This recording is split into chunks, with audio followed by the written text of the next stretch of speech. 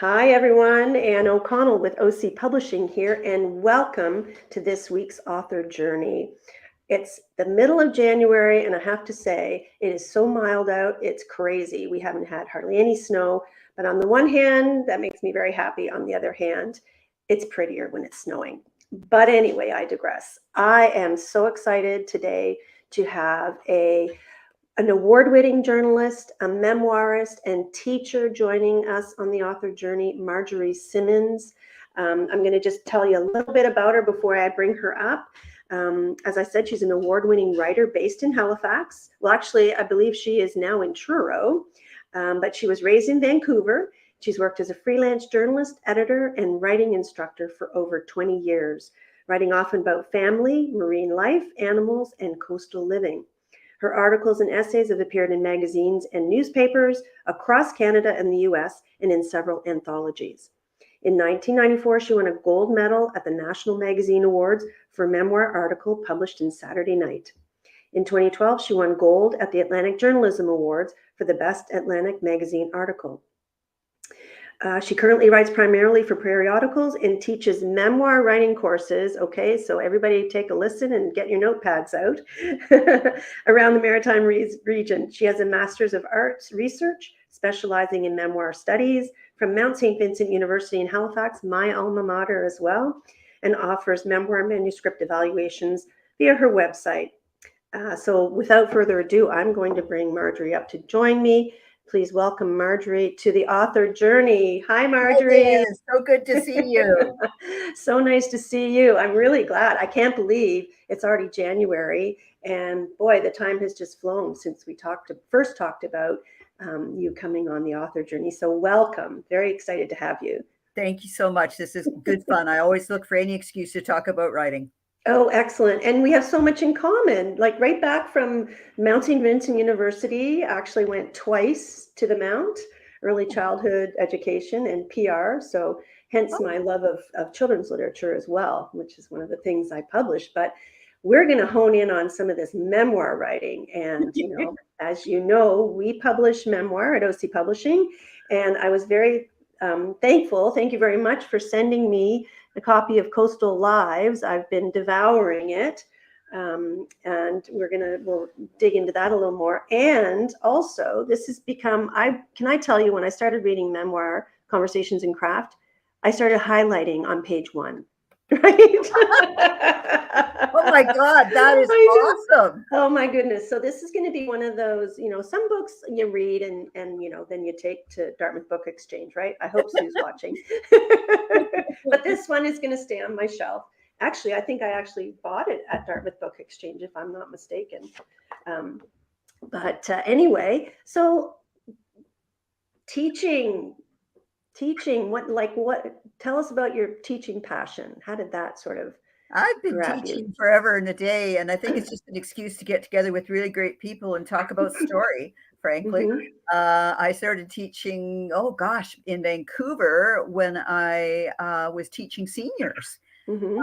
And I don't know who was teaching whom, actually. I think they taught me more than I taught them, but they were just an awesome group that I taught out in New Westminster, a suburb of Vancouver. And I've been teaching on and off for a very long time, and I do sort of regular, what do you call them, gigs at places. My little trick up my sleeve is I like to find National Historic sites, and then that's where I go. So I've been Thinkers Lodge at Pugwash for at least 6 years. Oh my goodness! Count me in next time. I love that place. No, absolutely. It's out there. You try to explain to, now and again, I'll have an American student and they go, okay, so let me get this right. You've got this like National Historic site and they say, nice to see you, Marjorie, hand you the key, take care of things for us. Yes, I will. Bye. And off they go. And I go, yep, that's pretty much it. That's kind of the Maritimes too, yeah. Well, and I want to do a shout out to a fellow teacher, Janice Landry is watching. Hi, Janice. Hi, Janice.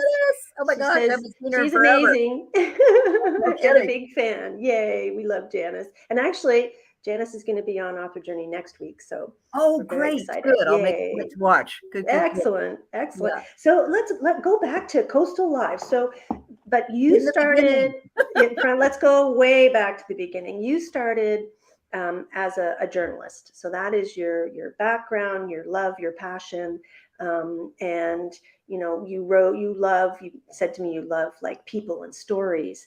So talk a little bit about how Coastal Lives came about, because that was a little bit later in the journey, and it's really quite heartwarming. It's sort of wrapped around a love story. So tell us a little bit about that for anybody who's not familiar with this amazing coast to coast love story.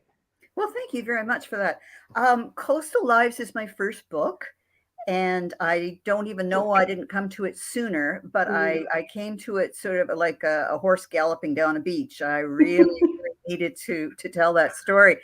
And, one clever student in a class of mine once said, you're always saying about, you have to be motivated for your story.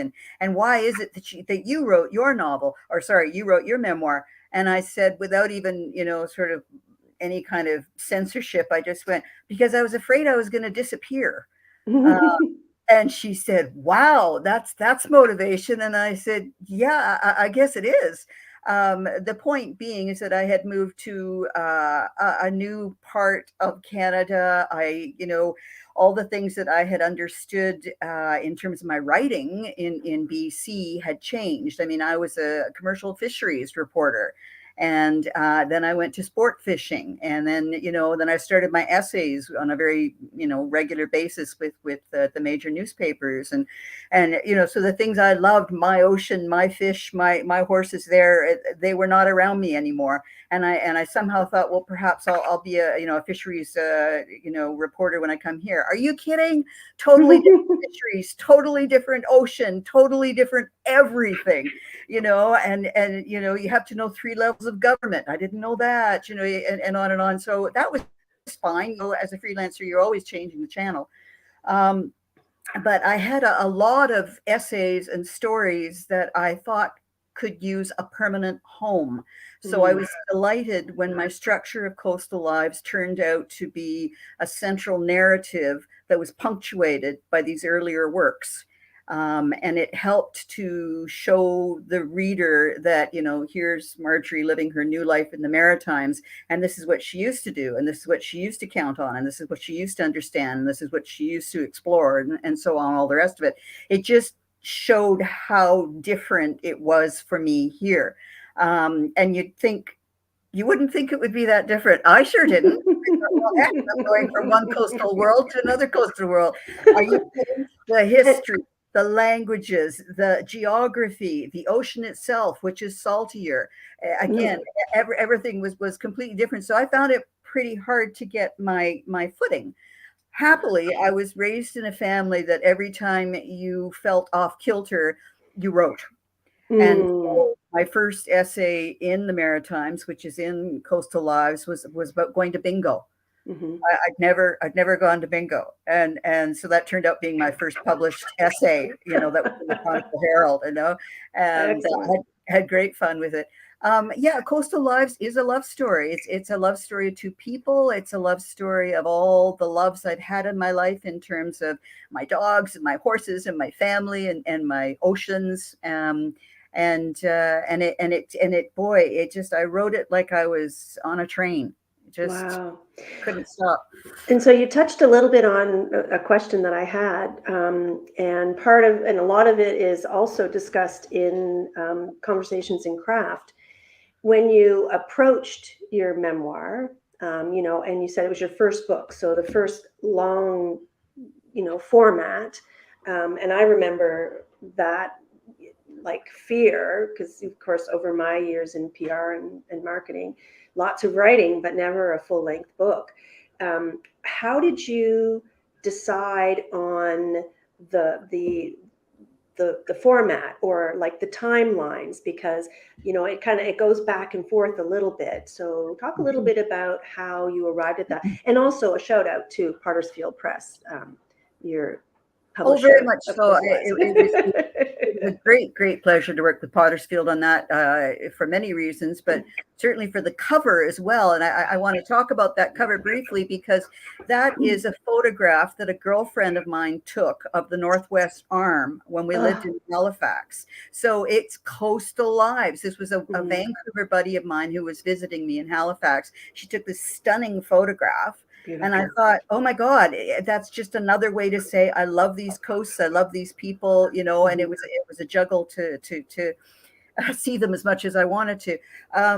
Writing long is what I used to say to Don. I'd say, "Do I know how to do that?" And he went, "Yep, yeah, no, you do." I'm like, "Are you sure?" He goes, "Yep, yeah, it's just more time." And Don, for those who don't know, Silver Donald Cameron was your husband, right? And he was the other coast and the other half of this romance. So explain a little bit about the flow of the book, and then how you and Don finally got together.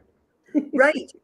Well, like I say, that sometimes when we write, we're given gifts, and that structure just came to me fairly early on, and I went, "Oh my goodness, this works! Okay, okay." So off I went. And Don just wasn't my other coast. Don was my world. And so because I was 37 when we got together, which is not it's a nice age, whatever. But I was pretty settled. Out west. A lot of change, and God bless Don. He made a lot of change too. Don't misunderstand. And we did the back and forth thing for 5 years. We did our overwintering in BC, and we went to different places around BC. So we had an incredibly wonderful time. But it was me who said, "I can't do this anymore. Every time I get on a plane, I'm sobbing my eyes out. When I leave Nova Scotia, I'm crying because I'm happy I'm there. And then I come to BC and stay, and I reposition myself there, and I get happy again." I said, "I can't do it." I said, "I need to plant my flag in Cape Breton." And that's what I did. And that was a great joy. Cape Breton is just, it's its own kind of magic. And I'm always, always, always grateful for the years I've spent there. Incredible. How many years did you spend in Cape Breton? Well, there was 9, and then there was 9 in Halifax, and then there were 5 more in Cape Breton again. I think I've got that right. So yeah, I loved I love the whole place. I got to tell you, I really did. Incredible. It's a very special place. No, it really is. And I was lucky because I kind of had, I don't know how to put this, but I mean, Don's a storyteller. So wherever he took me, I'd say, "What's that?" He'd go diddle diddle diddle diddle, tell me a whole wonderful story, right? And he'd take me to Newfoundland, and I go, "Wow, this is amazing." And he'd, "Well, I'll tell you a story about that." Tell you a story. Wow. And one of the toughest parts about losing Don was going anywhere in the Maritimes and not hearing the stories. Yeah. And then I told myself very firmly that I carry those stories in my heart forever. Awesome. It was so just nice to hear them in his voice. Oh, yeah. And I want to also give a shout out to Jane Doucette, who's watching. Hi, she says, "Hi, Anne and Marjorie. Nice to see you." Jane, thanks for joining us. So storytelling, obviously you've been a storyteller from childhood. You've expressed that so beautifully in your essays and in the collection that became Coastal Lives. When did you decide that, okay, now I think I want to teach memoir? So, I mean, the book, like I said, is a gem and gives so much great guidance and direction. Thank you very much. I really appreciate those warm words about that book. And I think this is kind of funny because when I was teaching up in Cape Breton, and I had all sorts of nice places I was teaching in Port Hawkesbury and at Fortress of Louisbourg and all over, just having a great old time. And each time before I did a workshop, I would say, "Don, can you help me?" And we put together, these booklets that I would give to each of the people. And books. Yeah, and I've got some spatial difficulties, so sometimes I would have trouble putting all these booklets together. And I would come down and go, "Thong, thong, thong, thong, thong." You'd have it together in no time. And anyway, at one point he turned to me and he said, "Marjorie, low-hanging fruit." And I went, huh? He goes, you need to write a book on memoir. He said, you have it all here and more. Why are we doing this booklet business every single time you do a workshop? And I went, Good. oh, I hadn't Jeez. thought of that. And he goes, yeah, no, low hanging fruit. You got to get on that, girl. And I'm like, okay. And he was right. I mean, although it took way more effort than, I mean, every book always does. You go, oh God, I'm going to die. It's like, oh my God, gestation period of an elephant, right? Oh, and you get halfway through and you go, please just let me finish this. No, I mean, I had a ball because, of course, I was talking to these brilliant writers and teachers who were, a part of the book. And I chose them carefully because I think they're amazing people and would have much to offer. And I do believe they did. Yeah.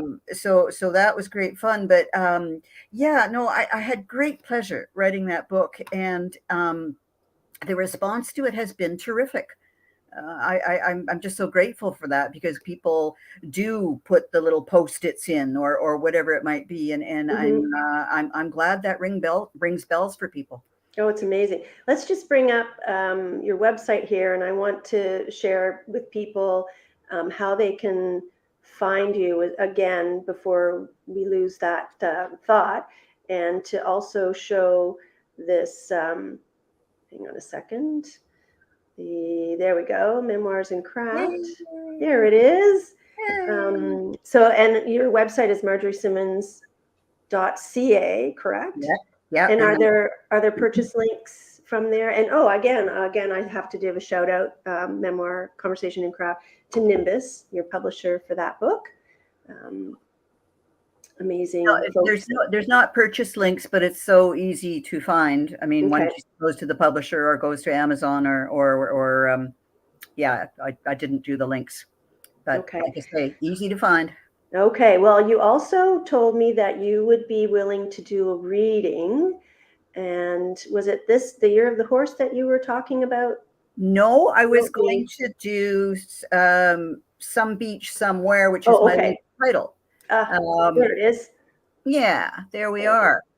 Some Beach Somewhere being a standardbred horse who was developed here in Truro, Nova Scotia. Wow. Owned by a group of 6 Maritimers, and they ended up owning the fastest pacer in the world. So the chances of that happening are like 1 in a trillion. Slim to none. This was kind of funny. I'll just give a little preface to the reading if I could. Yeah, please. This book was a joy to write. This book was like, oh, Margie, you're the luckiest writer on the planet.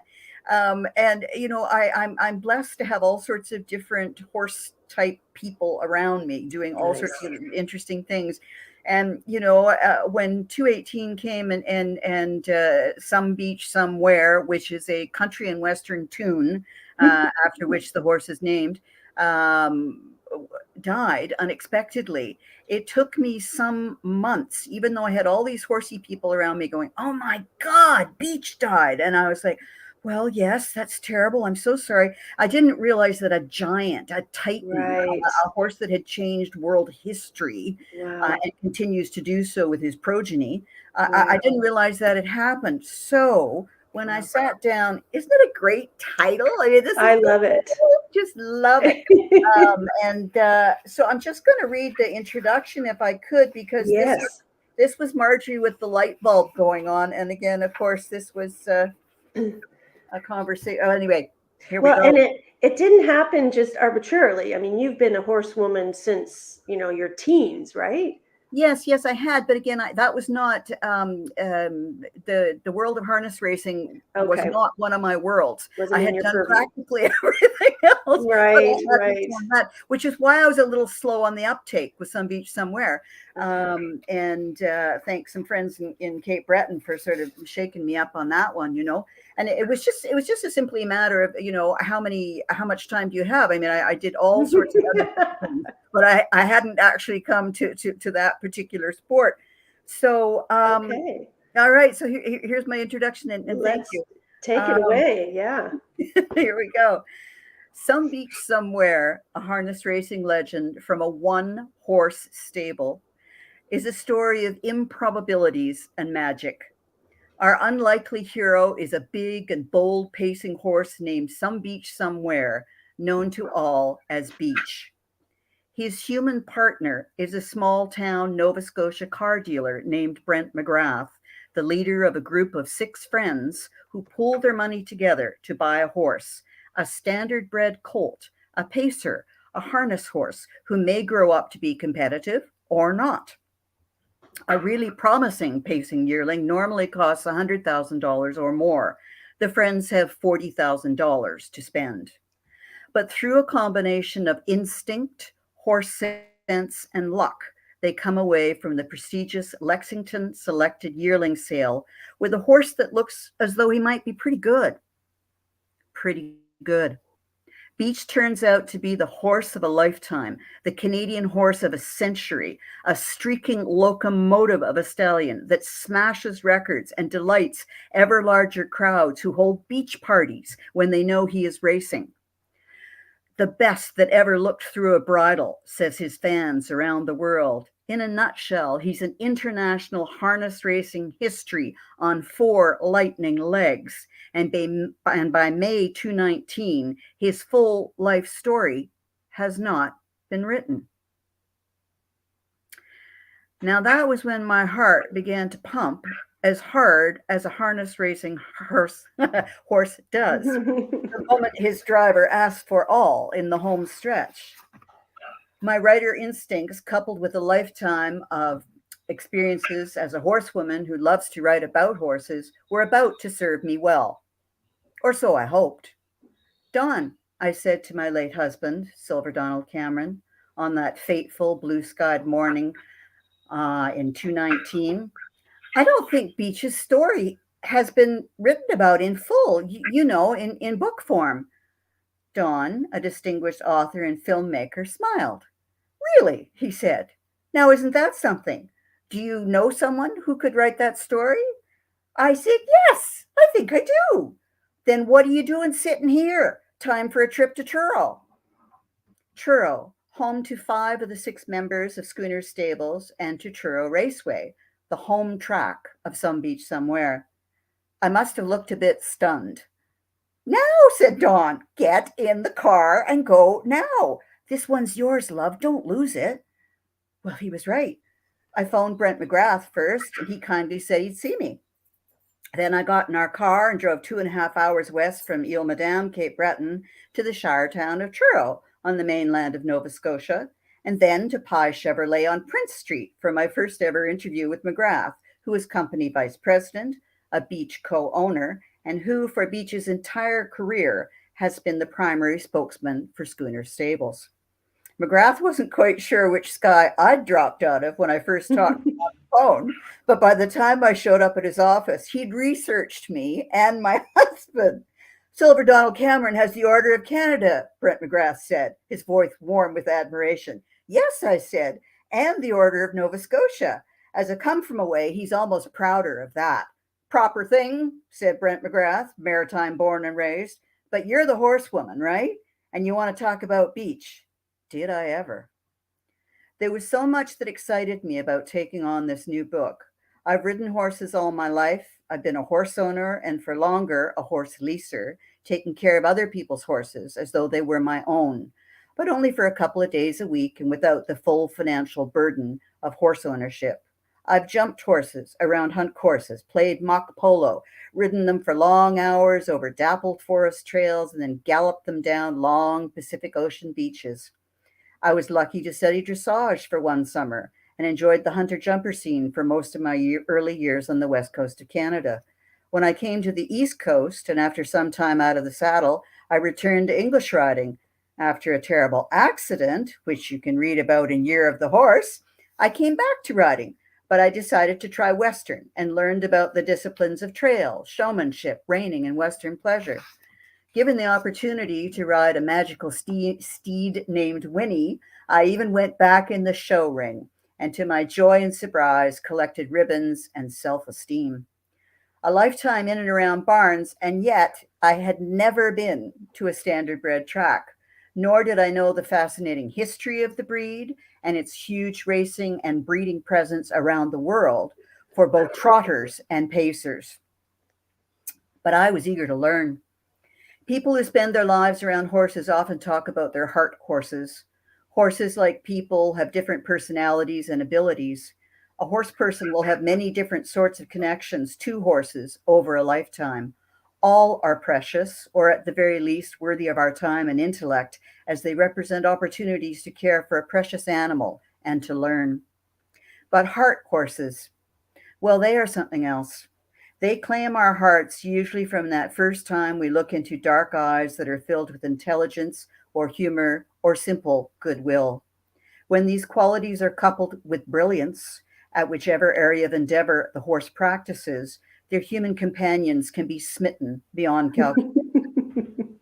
And of course, the horse doesn't have to be brilliant at anything other than being a fellow creature. But if he or she is bred to perform certain tasks, loves to perform these, and is uniquely good at their job, the heart's cup can overflow.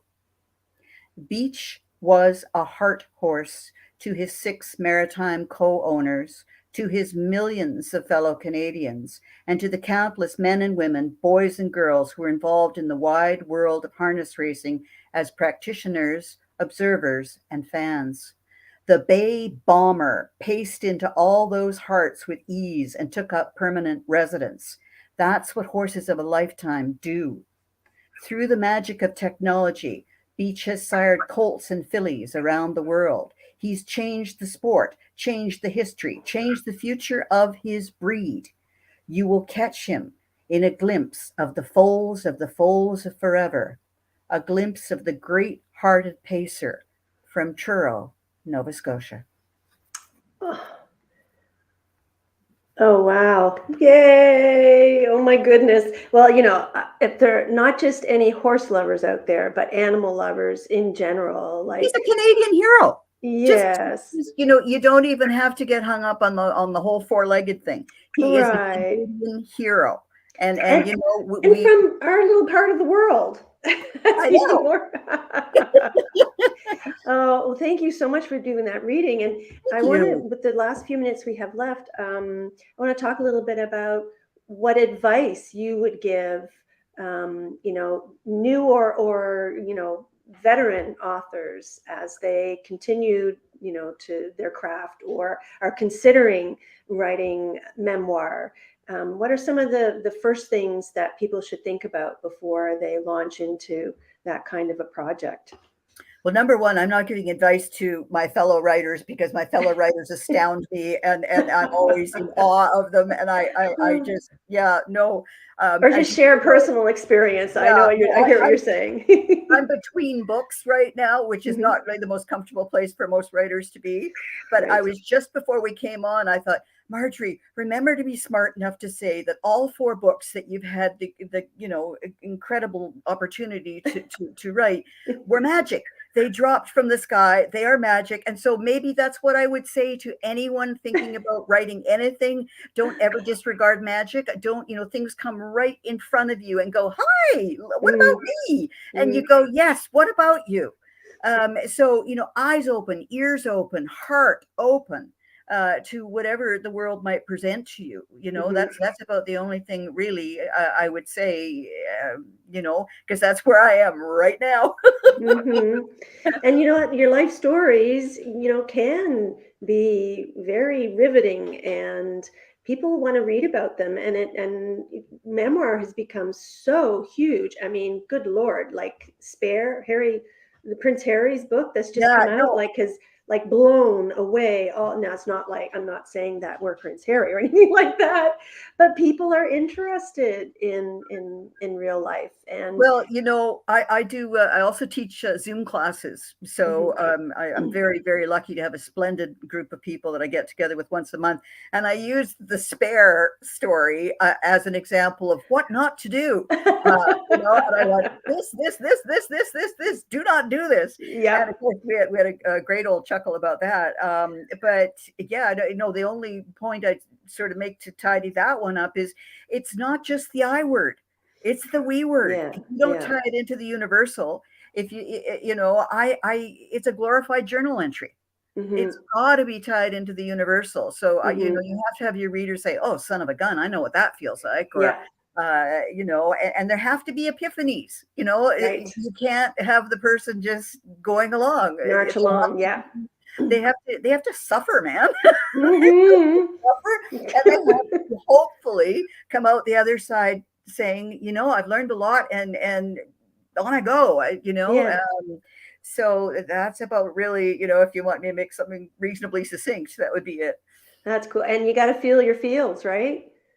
Well, yeah, you know, I'll be teaching at Thinkers Lodge in May again, and I'm doing a new offering, and I'm really, really excited about it. I'm calling it the Homes of Our Heart. And the reason I wanted to teach this is we have so many, those of us, most of us, who are lucky enough to live life fully and you know, have the privileges we do. You know, people have the most astonishing kit bags of knowledge and passion, Hmm. and those sorts of things should come into the books. You know, I mean, I'm waiting for the cartographer. There's probably one that's been done at this point, but you know, but the cartographer is somebody who makes maps. Give me a Oh. memoir, please. Wouldn't that be fantastic? Yes, wouldn't You that know, be awesome? Oh my gosh. and I love the marriage of the different loves within a single Yes. book. So that would always be a something I Yeah. want to talk about. I want to hear from an archaeologist. Of course, when you think about the things that I wish in another life, what would I be? I would be an archaeologist. Oh, And so, wonderful. oh my gosh, I mean, Yeah. Petra, Jordan, and oh my goodness, all those exciting things. So tell us, so other than Thinkers Lodge in May, how can people find out about the courses and workshops that you're doing, and perhaps sign up? Right. I'm singularly bad about putting things up on my website. So I finally had them change it to, you know, for more information about current courses, contact Marjorie directly. So Okay. if you could just contact me on email, that's the way to do it. And I tend to be using Facebook more than anything. I want to do some courses at some offerings at our beautiful, beautiful library in Oh, Truro. oh, They have nice.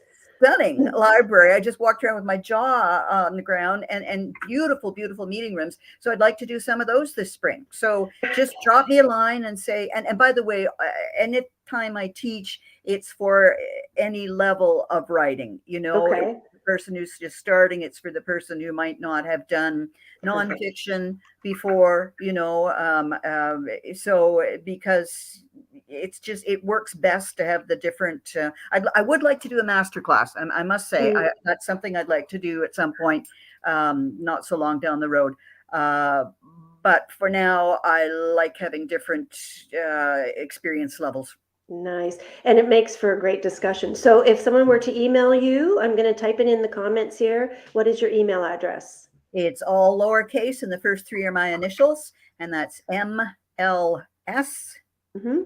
at marjoriesimmons.ca. And be careful of that pesky surname with all Simmons, those I's in INS. So INS.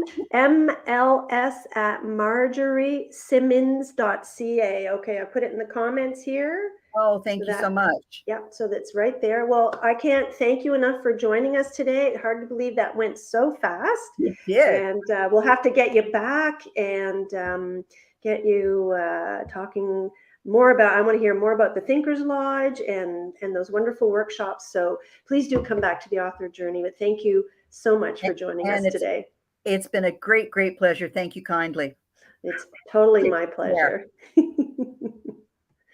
So, everybody, thank you for joining us on this week's author journey with journalist, memoirist, and teacher Marjorie Simmons. We hope to see you again next time on the author journey. And for now, I bid you farewell and enjoy the rest of your day.